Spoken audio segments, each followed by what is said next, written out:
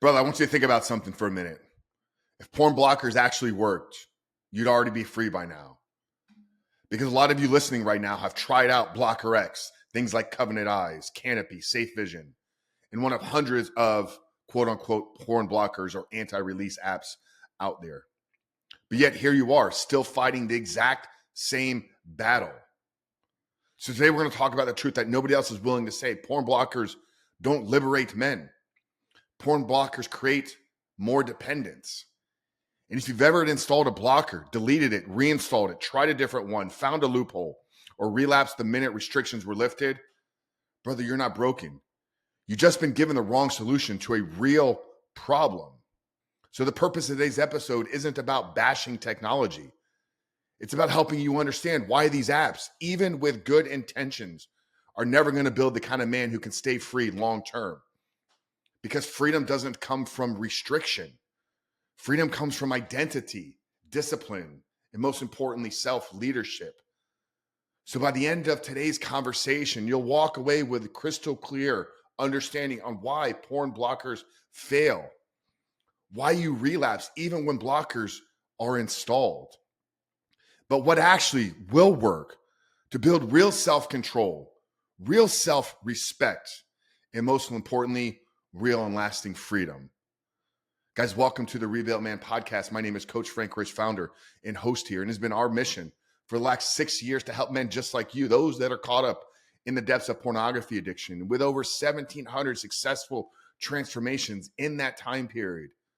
We have a clear path, a proven framework, and a deep understanding of why men continue to fail, but most importantly, what they need to do to get out of the depths of this addiction. So if you're new to the podcast, make sure to hit that subscribe button. If you're watching this on YouTube, turn those post notifications on. If you stick around all the way towards the end, there'll be a free gift, a free invitation to take perhaps the first step in the right direction for the last time to help you overcome this porn addiction once and for all.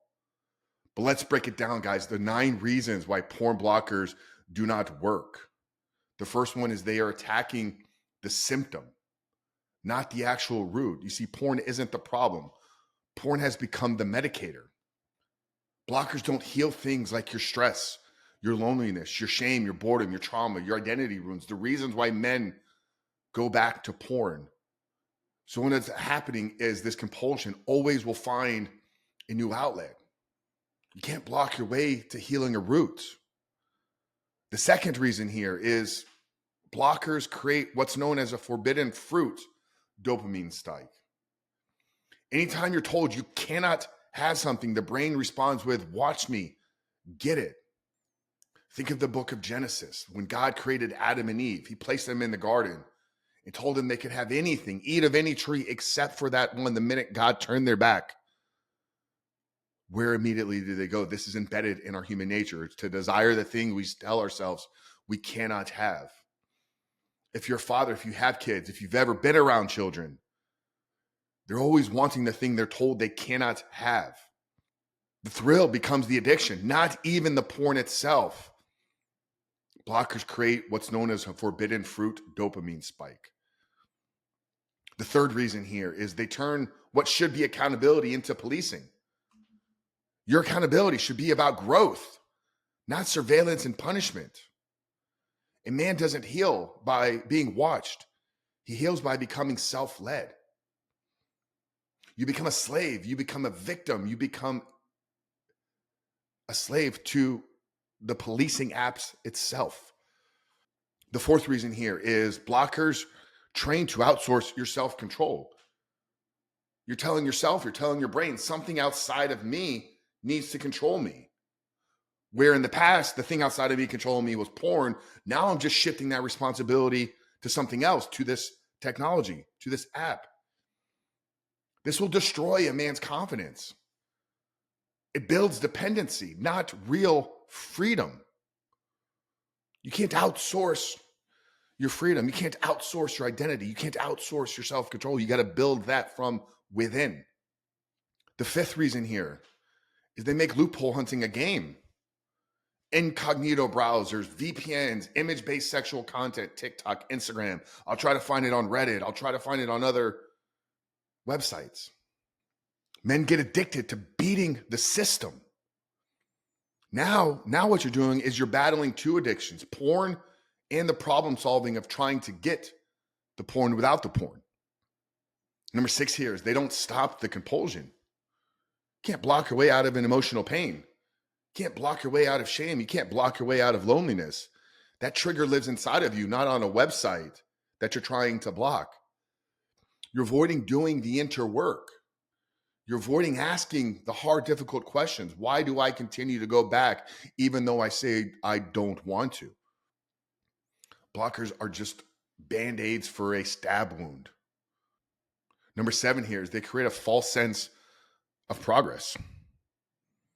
Installing blockers oftentimes can feel like you're actually taking action, but it's passive. It's passive-based action. It gives you hope without real transformation until that next relapse. Men will get a false sense of accomplishment because they installed something. But once again, we've talked about all the reasons already up until this point. They're substituting their progress. They're putting the responsibility on something outside of them. It's a false sense of progress. It's a false sense of transformation. Number 8 here, they block the access, but not the triggers. One memory, one image, one stressful day, one fight with your wife can send you spiraling back out of control. Porn blockers can't stop your nervous system from reaching for a coping mechanism.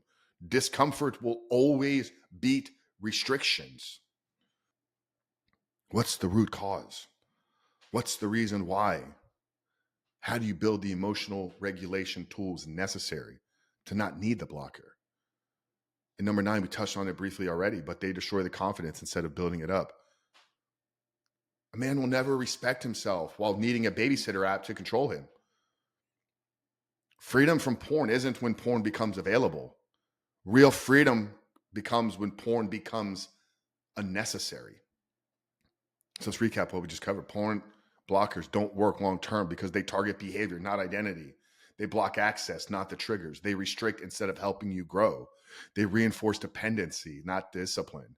They don't build self-respect, which is the foundation of real lasting freedom. Brother, you don't need a better blocker. You need to become a better version of you. And when a man learns to lead himself, porn loses its power. Now, if what I'm saying here is hitting home and you're tired of trying harder, you're tired of relying on willpower, you're tired of blockers, shame, and white knuckling your way through the weeks, then I want to invite you into something that actually builds real momentum, creates real freedom, and changes real identities.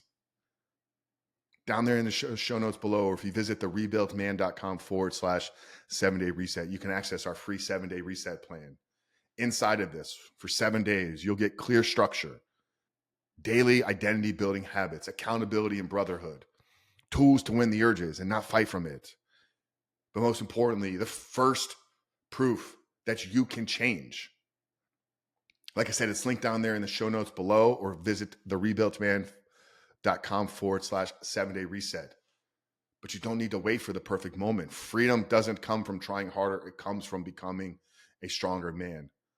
Click the link down there in the show notes below. I look forward to seeing you guys on the inside.